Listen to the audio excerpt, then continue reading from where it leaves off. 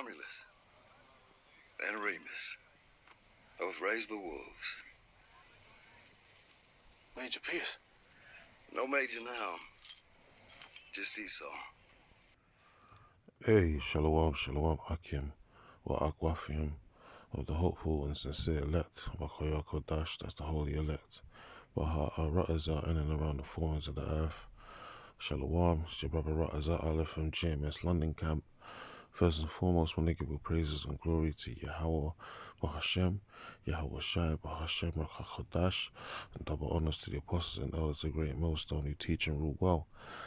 And just a quick one, I came across this series, new episode called Lawman Bass Reeves, and it's a good insight into, Jake during or just before the Civil War happened in the 1800s.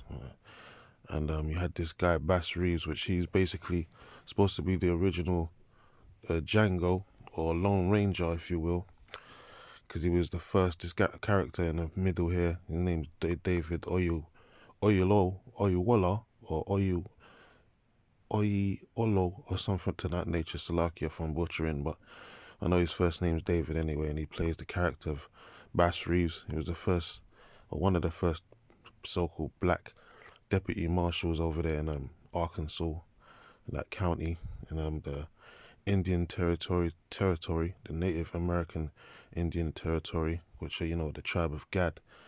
And he's basically the whole original story of the Lone Ranger, and Tonto and all that was based upon him, so they switched it up as Esau does, and they put a Caucasian in his stead as the Lone Ranger, but really he was the character of the Lone Ranger was based upon this man here called Bass Reeves. And it's a good program to watch, man, especially the first episode, because it gives you insight into Jake during the slave trade, just about coming to the abolishment of the slave trade, because he was still he was basically trying to get himself free from enslavement to be a free man. And there's a pivotal scene in the beginning where he puts his hands on his slaver, and his master basically, and beats him to a pulp, and it's a beautiful scene of basically Jake getting getting the one up on our slavers, man, and our oppressors, don't being the so-called white man, and that's a foreshadowing of what's to come, because we're going to get our hands on our oppressors, as the scripture says, man. Jeremiah 30 and 16, various other precepts, Revelations 13 and 10, that, he that leadeth into captivity shall go into captivity. He that killeth with the sword must be killed with the sword. Here's the patience and the faith of the saints. And we're going to get our hands on our oppressors very soon, but, the main part I wanted to concentrate on is that scene, a short clip, as this video doesn't get taken down, the PSA, fair use only, and regarding the copyrights and all of that, and it shows you that Esau Edom, this so-called white man, acknowledges himself as an Edomite before, Lawman Bass, before he became a deputy. He was basically trying to escape slavery, as I said, trying to be a free man, and he managed to run into a Native American, or a Seminole Indian actually, family.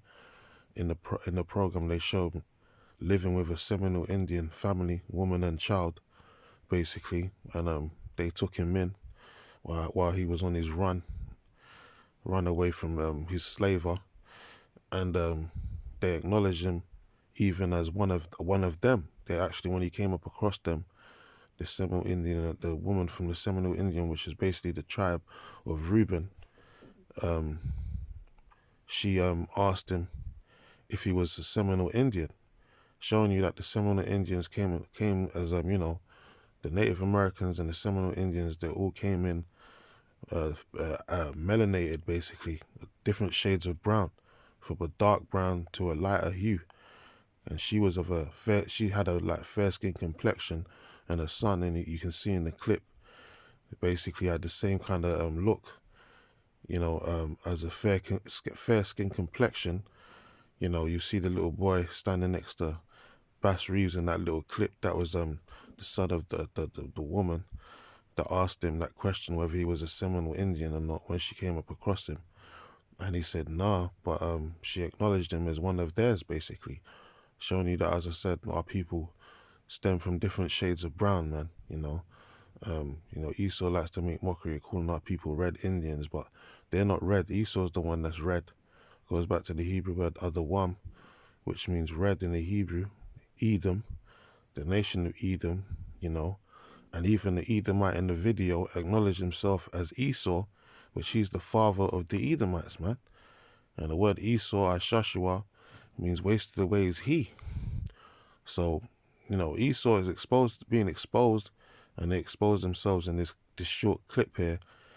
And with Vocab Malone, Heyman Malone saw this clip, he would run for the high hills because Esau's actually calling himself Esau in this actual clip.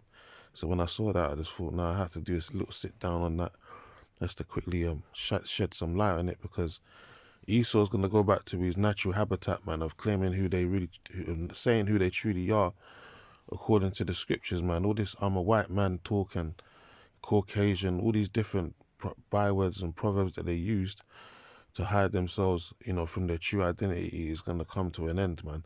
And they're going to be known in the kingdom very soon, in the Lord's kingdom, as who they truly are, being the spawns of Esau, the Edomites, because that's their nationality according to the Bible.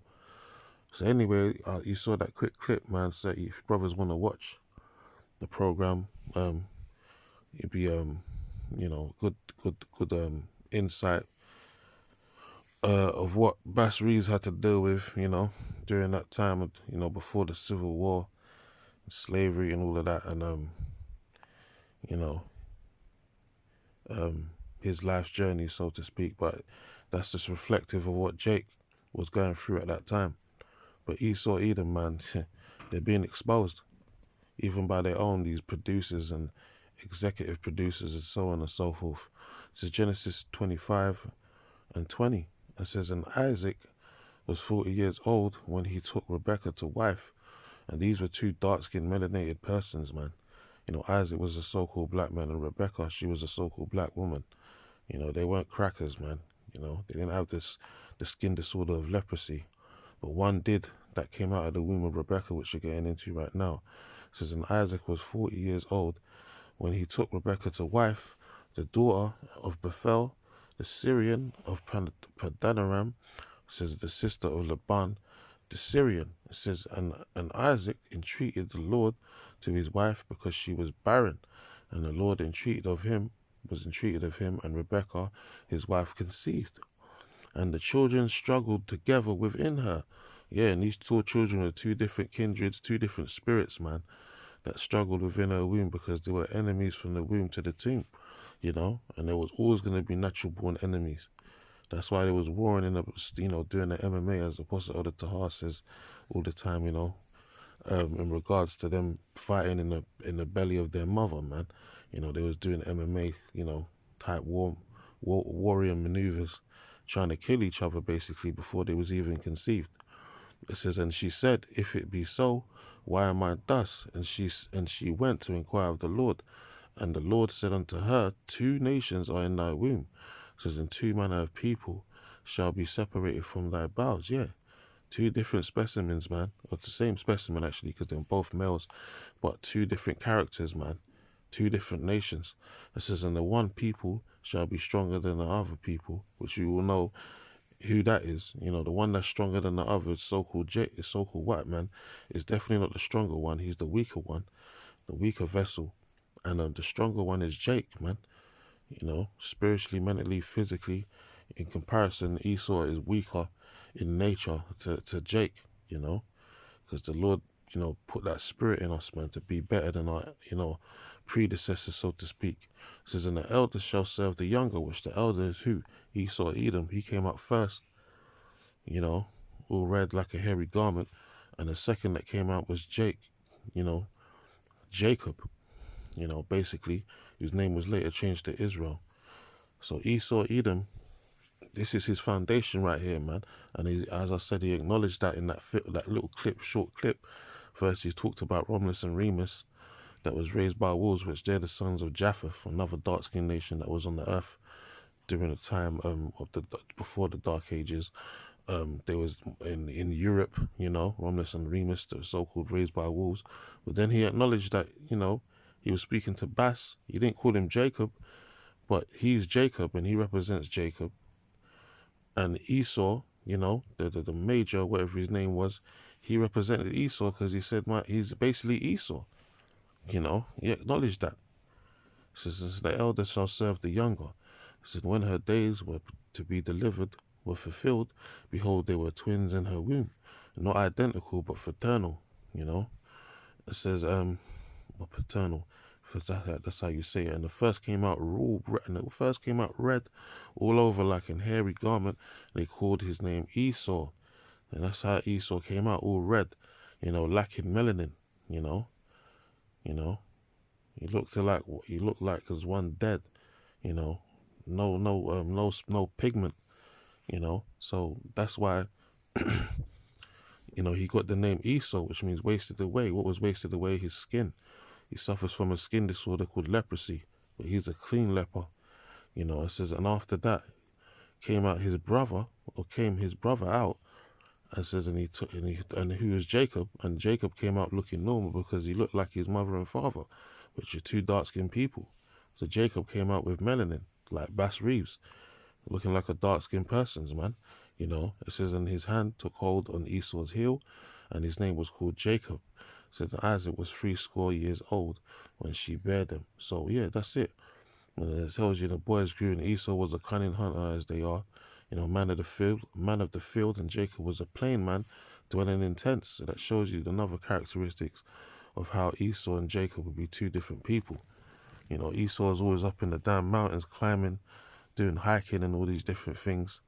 Always out there like, your man, Bear Grylls, that type of kind of persons, a cunning hunter, a man of the field. And Jacob, he like to dwell in tents, and you call him a mama's boy, because he's always at home, chilling, always like Judah, they're always in that, relaxed, lackadaisical state, man, and just chilling, chillaxing as they call it, Usually they're at the crib, or their house, or whatever you want to call it, in that state. So that shows you that it's two different manner of people, man. Esau's a man of the field, and he looks like he belongs in the damn field because of the way the way he conducts himself. He acts like a damn animal, man. So that's just more clues into who's who, man. Last precept here is Romans 9:11. It says, for the children being not yet born, neither having done any good or evil, that the purpose of the Most High according to election might stand. It says, not of works, but of him that calleth. It said, and it was said unto her, the elder shall serve the younger, and that's what's going to happen, man. The elder, which is Esau, Edom, at the end of this whole ordeal, they're going down, they're going to go into slavery, and the younger, which held onto the heel of Esau, when he came out of the womb, which was Jacob, we're going to rule over our older brothers, man. We're going to rule over our oppressors, which is the Edomites. So this is indicative of prophecy, man. That's why that scene is quite powerful, showing Jacob and Esau actually acknowledging each other, and we're going to take these devils down when the time comes. It's verse 13. It says, and as it is written, Jacob have I loved, but Esau have I hated. So the Lord despises, he hates these Edomites, man. And right now they're in the power seat. The earth has been given into the hand of the wicked. But that season of tyranny and deceitfulness and all that wickedness on the earth is about to come to its end. The scepter of the wicked has been broken. And now Esau is about to, get a taste of their own medicine. They got to drink the dregs of that cup, which is slavery, just like we did. They're going to be on the run, so to speak, runaway slaves, and we're going to be going around the four winds of the earth, capturing them and putting them in chains. It says, what shall we say there? Is there unrighteousness with the Most High? The Most High forbid. It says, for he saith unto Moses, I will have mercy upon whom I will have mercy, and I will have compassion on whom I will have compassion, which the Lord is only going to have compassion on the elect of Israel, man. And and Esau, they're going down. They're going into slavery. You know, and thus saith the scriptures, thus saith the Lord. So anyway, with that, on the close out, give all praises and glory to Yahweh, Hashem, Yahweh Shai, Hashem, Mukakodash, and Shalom to the hopeful and sincere elect.